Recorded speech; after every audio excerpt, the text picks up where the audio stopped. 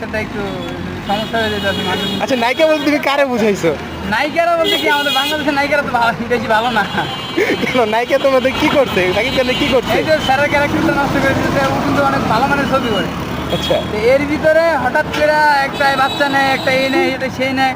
না এটা তো সাকিব তার খানের, দোষ না। না মামুন, একটা সাকিব, আমরা কিন্তু জানি যে সাকিব খানের সম্বন্ধে তার ব্যাকগ্রাউন্ডে একটা কথা থাকে, সে কথাটা হচ্ছে সাকিব খান যার সাথেই সঙ্গ দেয় তার একটি ছেলে সন্তান উপহার হিসেবে দেয়। তো এবারও আমরা যে নতুন নায়িকাটা দেখতেছি বা নতুন নায়িকাটা পাইতেছি, সেটা নিয়ে তোমার মানে প্রতিক্রিয়া কি, তোমার মন্তব্য কি আর কি? না, সেটা নিয়ে ওরকম কিছু হবে না। আশা করি সেটা ভালোভাবেই চলে যাবে।